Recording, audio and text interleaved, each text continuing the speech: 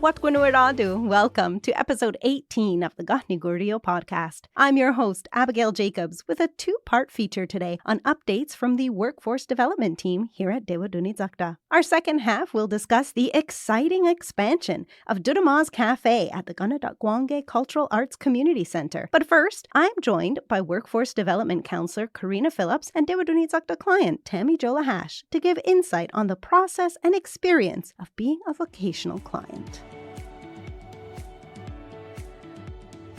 So we're going to talk today about the process of being a client and working with a workforce development counselor. TammyJo, you've gone through the whole process. And Corinna, you've been working at Dewa Dunizakta for how long now? Around 4 years now. Amazing. Can you tell us a bit about your role as a workforce development counselor here at Dewa Dunizakta? Sure. So a big part of my role is really getting to know you a little bit and understanding what your interests are, the type of learner you might be, and ultimately your goal and what it is you're hoping to achieve. From there, we're able to decide if you would like to see different types of programs that are offered or available to you, whether it's vocational or post-secondary or maybe even other specialized trainings. So we can discuss your different skill sets and provide job searching techniques and preparation, like creating or revamping your resume, working on meaningful letters of intent, and even assisting preparing you for job interviews by simulating a mock interview. Cool. What kind of clients do you typically work with? What stages of their career journey are they usually in? So we meet with clients who might be at all different stages and starting points in their lives. Maybe they're looking for a career change or an industry change. Maybe they've been at home raising their families and are looking to enter the workforce, sometimes for the first time. So it really varies. And we service clients anywhere from 16 years old up until 65 and beyond. Nice. TammyJo, can you tell us a little bit about yourself and what led you to choose vocational studies? Of course. So my name is TammyJo Lahache. I have 3 kids. I'm a partner. Basically, my kids all grew up. My youngest is 11. I really wanted to join the workforce. And I have my own business. Well, I help run my own business and assumed that my trainings that I would take would help me with that too. Cool. So which program or trade did you choose to study? What drew you to that field? Well, I took the administrative assistant boot camp here at Dewa. Well, it started with my business. I figured it would help me with that. But I also was interested in secretary studies in general. Since I was little, I was always very interested in that. Nice. How did you first hear about Dewa Dunizakta and the supports they provide for returning to school? Well, basically, I knew about them my whole life. Yeah.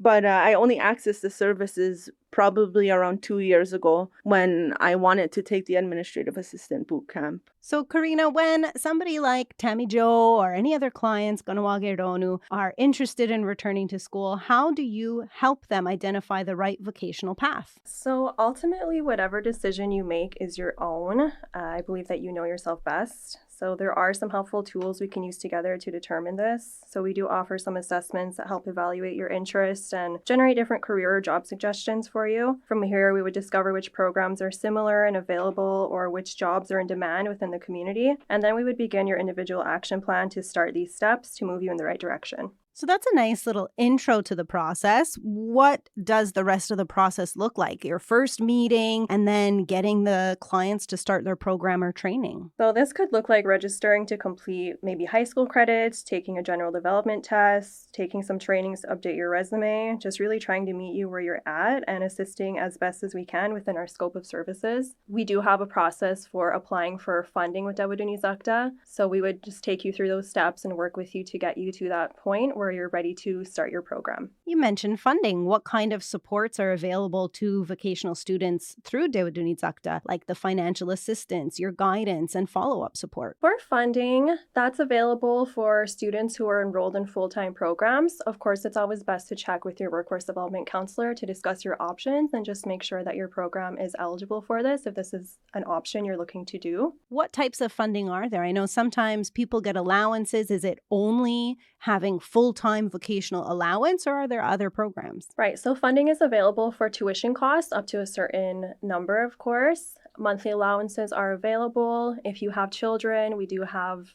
rates with dependent care. It's really based on your own personal scenario. We do have funds available for equipment, material, supplies as well. So even if your program maybe isn't full-time, you're still able to access tuition and funds for equipment, material, supplies. TammyJo, what kind of services or assistance did you access through Dewa Dunizakta? I needed help filling out the form for my boot camp. Okay. I needed resume and a letter of intent. Corinna helped me to do my resume. I did my own letter, but she helped guide me to understand how it's formatted and put together. She helped me with applying for the boot camp. Okay. And how did those supports, do you find, helped you start or continue your career? It helped tremendously. For real, Corinna's like my favorite. She is. She helped me so much. I've used her as my counselor after that as well to help with resume writing again, to update my resume. So what did that mean to you to have her support while you were re-entering the workforce and have her help there for your letter of intent and these kind of things? It meant a lot to me. Even though the first time around I knew what I was doing now, I still felt comfortable that Corinna knew what she was doing and she was going to do her best to help me. Corinna, you don't just work with the clients alone. You also, as a counselor and Dewa Dunizakta, collaborate with training institutions and employers to help the clients transition successfully into their fields. How does that come about? We have a great relationship with different school boards in the area, Dewa Dunizakta and the other maybe guidance counselors at these school boards. So we're here for support and we communicate regularly. If you're maybe struggling in school or need some additional support, we're able to find resources for you or refer you to the right service. We collaborate for different programming like the Administrative Boot Camp and surrounding school boards for specialized trainings. TammyJo, what are your career goals after you completed your vocational training? You finished admin boot camp and originally you said, I was starting it to help with my home business. How did that maybe change for you or strengthen when you finished your admin boot camp? It did help me tremendously with my business, but then being a stay-at-home mom for so many years, I wanted to get out there. I was able to get a job as an on-call receptionist, and then doing that, I wanted to do more, maybe administrative assistant work, which I have gotten to do. Yeah. In the past year. So you ended up stepping out of the home business and going back into the workforce and building your experience. Yes, for sure. It was a part of my ultimate goal. It worked both ways for me. It helped with my business and it helped with my career. Amazing. How do you feel the experience has influenced your confidence or your goals for the future? A lot. Hang on, because I'm like, it was everything. I don't even know how to put it in words. That's how much confidence it's given me, really. I don't even know how to put it into words. So then when you got back into work, what were some things that maybe you had never done before? What were some challenges that you had to overcome and now you feel like you've mastered these pieces of your career? So, really it starts with just getting back onto a schedule and learning how to balance my work life along with my personal life and my business life. It's a lot. And what are some skills or challenges that maybe you didn't expect to happen, but now you've mastered and you feel like you've really gained that experience? As a mom, you're so busy and you're used to handling schedules that are all over the place, but I didn't realize how difficult it would be to balance my work schedule with my already busy home schedule. And what do you like about doing the work that you've chosen? What do you like about your career path? Everything. It's totally my forte. I like helping. I like using computers in general and inputting information. I love socializing. I'm a sociable person. Do you see yourself continuing to connect with Dewa Dunizakta for career or training opportunities in the future? Oh, of course. I actually, in the meantime, I did do an Excel intermediate class here. And I've seen some of the upcoming paths that I'm also interested in. So, of course, Nice. And what advice would you give to other Ganawagironu who might be considering a vocational trade and don't know where to start? Just go for it. So reach out to Dewa. Don't hesitate. It's never too late or too early. Just go for it. It's really worth it. Do it for yourself. Yeah. And Corinna, how can Ganawagironu get in touch or begin working with a workforce development counselor? Before I answer that, I just want to say that our role as workforce development is to really act as a support to help you get to the next step of your career journey and reach your goals. Oftentimes, it's as simple as knowing what your options are or simply having a conversation about it to really solidify your options and decisions that you have. But in order to reach us, you can go to dewa.ca and fill out our client registration form. Our client support clerk will reach out to you, get a little bit of information before assigning you to a workforce development counselor. Then we can schedule an appointment and start your journey. Yeah, I'll go off for your time today and can't wait for everybody to meet all their new clients and people to start their educational journeys. Yawa. Now, Abby. Up next, we're joined by the Workforce Development and Social Enterprise Unit of Dewatdunit who are going to be housing Dudama's Café at Kanatahkwèn. Thank you for joining us, Angie and Drake. Can you start by introducing yourself with your title and sharing what you do at Dewatdunit?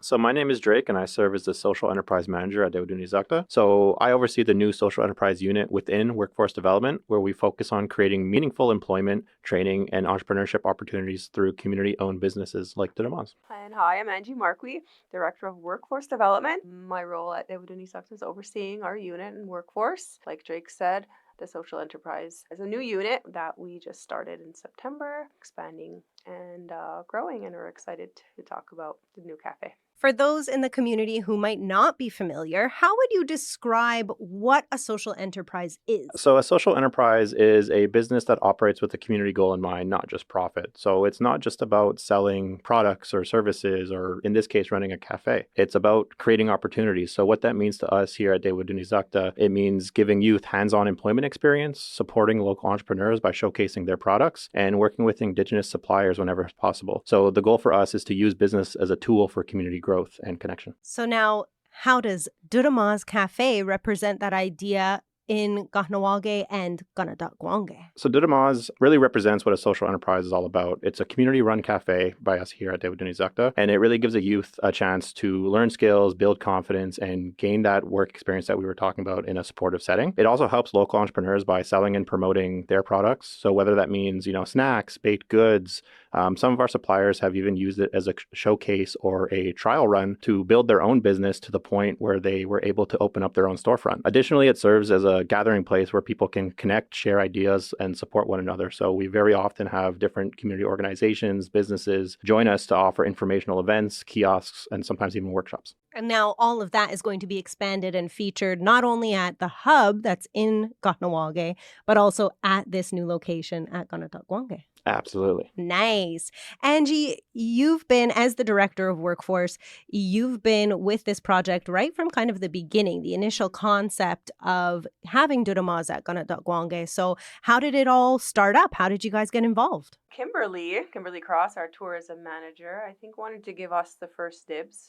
She knew that there was a cafe-style concession stand that was going to be in the building, and thought it would be a good idea to see if we wanted to be the next cafe in the new cafe in the building. And we are also, able to partner a lot and work together collaboratively with tourism, knowing that we're all part of Dewatdunit. If there's events taking place, we will know who to reach out to ensure we got enough food and we have enough drinks. Supplies are, if there's a big event happening, how are we going to ensure that, everything runs smoothly. So I think that was the main idea. And then also, we currently at our current cafe, oftentimes the tourism unit will refer some of their tourists to the cafe for snacks or somewhere to visit, and it's limited in what we could offer there. So in this new cafe, we know that there's going to be a kitchen. So we're hoping to have more foods, more traditional foods, where tourists can have the full experience of Kahnawake and our culture. So we want to be able to offer that too. So it's not really just going to be the cafe and like coffee and, snacks. We're going to have and hope for more food and variety of things there. Exciting. When community members stop by and when tourists come to visit the new cafe, what kind of experiences or services can they expect? Like you mentioned, more traditional foods and things. What other kind of things do we have slated? Yeah, absolutely. So a lot of what Angie mentioned in terms of where we're able to expand and already what we're offering at our first location right in the center of the community. But when people stop by, really what we want them to feel is at home. As with the name Tóta, we want them to feel just like you're visiting at home and just having a nice cup of coffee. So obviously you can expect great coffee, friendly service, and a space that really reflects who we are as a community, whether you're a community member there to share that time with others or whether you're a visitor coming to see what we have to offer. We'll be featuring, as of right now, seasonal as well as locally made products, so snacks, baked goods, so on. As I mentioned, we also have a ton of different events going on. So whether you always want to know what's going on in the community, staying up to date with the different current events that are happening, we have a lot of people who host those right there at Tóta, and we're hoping to expand what we're able to provide at the new location. So really, whether you're grabbing a coffee, connecting with friends, or just looking to discover some new local products, it's a space that's built for everyone. I love that. It's a space that everybody can come to visit, but also support Kanatahkwèn and the community as a whole. As a social enterprise, what for you are you most excited? You're going to be the coordinator of this new space and the expansion. What are you most excited about in this new venture as it comes to life? Yeah, I'm really excited. I mean, just even throughout this conversation, talking about all the new opportunities that this space will bring, not just for the cafe, but really for the community. This new location means that we're able to provide more opportunities for youth to gain work experience, that we're able to support more local suppliers and entrepreneurs and who we can partner with, and in such a hopefully high traffic area where their products and our community can really be seen, and being right alongside the tourism office, the museum, the theater. This also really opens doors to share our culture with visitors in a way that feels authentic, and it's a chance to showcase who we are and what we have to offer. We also have it in our strategic plan to incorporate more language and culture to our programs and services. So this being a social enterprise cafe, we're, like Drake said, hiring youth. There's the Rading That's program that's just next door as well. Maybe offering them opportunities for part-time work, bringing their skills and bringing their knowledge and their new language into the cafe, promoting products, using more of our language, culturally relevant products and what have you. So we want to make those partnerships with everybody in the building. Awesome. And I mean, lastly, on a personal note, everybody in the community is looking forward to something in Kanatahkwèn. What are you guys most looking forward to in this new space? I'm really looking forward personally to see other people experiencing it for the first time, walking into the new space, recognizing familiar faces, seeing some products from local entrepreneurs that they may know. I think it'll be really special to watch, especially our baristas and our youth take pride in their work over there and see our community showcased in such a beautiful way, kind of giving the sense that, this is ours. And I was lucky enough to have a tour of the building throughout the construction phase. And I remember just looking and seeing how grand it was. And I can't wait for others to share in that experience. But even for myself and to see those others, like what I saw was an empty structure. But soon it'll be filled with museum artifacts, with artwork, and most importantly, the people and the visitors who will bring the space to life. For me, I am really excited. I wish I could be there on a day where all of these young, talented, aspiring actresses and actors see the theater. It's absolutely amazing. It's huge. It's professional. I can't wait for them to see what they're going to be able to experience and work with. Mm-hmm. It's great. It really is. And of course, we can't wait for everyone to see, and that's why we're here, letting you know all of the things that are going to be happening at Kanatahkwèn with the new Tóta Cafe expansion. Thank you so much for your time and joining us today.